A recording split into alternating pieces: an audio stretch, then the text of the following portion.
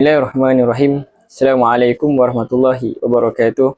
Alhamdulillahirabbil alamin wassalatu wassalamu ala asyrafil anbiya'i wal mursalin wa ala alihi washabihi ajma'in. اليوم سأقدم أرضاً عن العقيدة باعتبارها أساساً رئيسياً في حياة المسلم. فالعقيدة ليست مجرد نظرية، بل هي ركيزة التي تربط العبادة والعمل، تشكل رؤية حياتنا. من ناحية لغوية، العقيدة مأخوذة من الفعل عقد الذي يعني ربط والإحكام، وتشير إلى يقين قلبي راسخ الذي لا يتزعزع ولا ينهل. ومن ناحية اصطلاحية، العقيدة هي تصديق الجازم بلا شك بأركان إيمان الله، الملائكة، الكتب، الرسل، يوم الآخر، والقدر خيره وشره. وهذه العقيدة تثمر الطاعة والالتزاما في حياة المسلم كلها. أحب أن أؤكد اليوم أن العقيدة هي أساس حياة المسلم، فهي تمنحه هوية صحيحة، وتربط علاقته بالمجتمع والأسرة، وتحقق له الاستقرار والسكينة. وجوهر العقيدة هو توحيد الله تعالى، أي إفراده بالعبادة ورفض كل صور الشرك الظاهر والخفي. فالدنيا وسيلة وليست غاية، والغاية مطلقة هي رضا الله سبحانه وتعالى. ثم إن الإيمان هو معيار مسلم الحق، ويتكون من قول باللسان، وتصديق بالقلب، وعمل بالجوارح. والإيمان رسيخ يثمر أخلاقا حسنة، وتعاونا وتضحية متبادلة، مما يحقق الانسجام داخل بيت مسلم. وآخرا، من ركائز العقيدة الإيمان بصفات الله تعالى كما ورد في القرآن والسنة بلا تأويل ولا تعديل، مما يزيد مسلم خشوعا لله ويقينا بعظمته. Bismillahirrahmanirrahim. Assalamualaikum warahmatullahi ta'ala wabarakatuh. Ismi Muhammad Afiq Azmi bin Khura Azman, Rukmu Talabah, Wahid Isnain Khamsa Isnain Khamsa Khamsa Isnain. طيب الآن سأناقش لكم عن خصائص العقيدة الإسلامية في ماليزيا وحياة المسلم. كما عرفنا أن العقيدة الإسلامية هي أساس المتين الذي يقوم عليه إيمان المسلم وحياته، وهي التي تشكل فكره وسلوكه وتوجهه أفعاله، خاصة في المجتمع المتعدد مثل ماليزيا. أولا، تقوم العقيدة الإسلامية على توحيد ورفض الشرك الحديث، حيث يمكن المسلم أن الله وحده هو المدبر، فلا يتعلق قلبه بتكنولوجيا الخرافات الرقمية المنتشرة في وسائل التواصل الاجتماعي. ثانيا،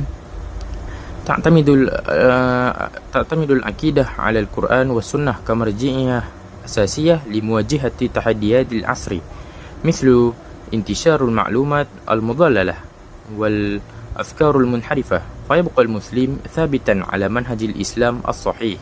ثالثا، تساهم العقيدة في بناء أخلاق وتحمل المسؤولية الاجتماعية، فيتحلى المسلم بالعدل والأمانة، وتساهم في تعيش السلم والعمل الخيري داخل المجتمع الماليزي.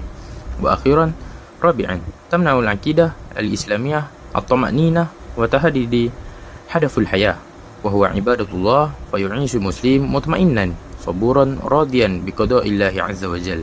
وخلاصة القول، فإن العقيدة الإسلامية هي النور الذي يهدي المسلم ويمنحه الثبات والسكينة في الدنيا والفوز في الآخرة. شكرا. Assalamualaikum warahmatullahi wabarakatuh. Ismi Muhammad Zaki, uridu an atakallam 'anil mawdu'ah miya aqidah islamiyah. Awalan, himayatul muslimin minal inhirafati al-aqdiyah. Fi asri awlamati wal intifahi ilamiyi intacharat afkaru dahilatun misla liberiyati adiniyat wal ta'didiyah al-aqdiyah wal ilhadi wal firaqil dolah.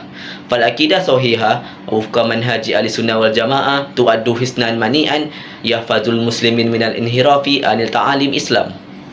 Sanian, hifzul insijami fil mujtama'i mutaaddidil adyan.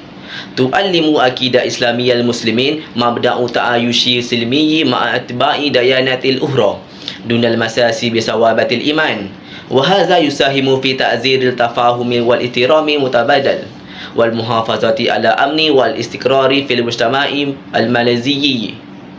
ثالثا معالجة القضايا الأخلاقية والاجتماعية.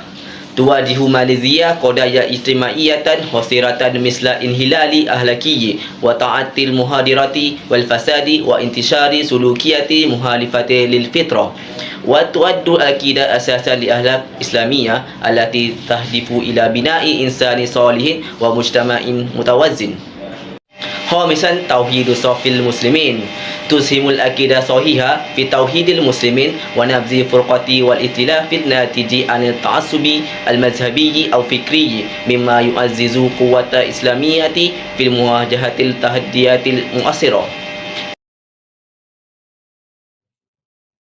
هنالك 4 تحديات التوجيه الأهمية العقيدة الإسلامية. من أبرز التحديات التي توجه العقيدة الإسلامية اليوم الانتشار الفكري المادي والإلماني الذي يبعد الدين عن حياة المسلمين ويؤدي إلى ضعف الإيمان خاصة لدى فئة الشباب، كما تعيد الشبهات الفكرية حول أصول الإيمان مثل وجود الله والقدر والنبوة من عوامل التي تضعف مكانة العقيدة الإسلامية عندما يفترق إلى علم الشرع.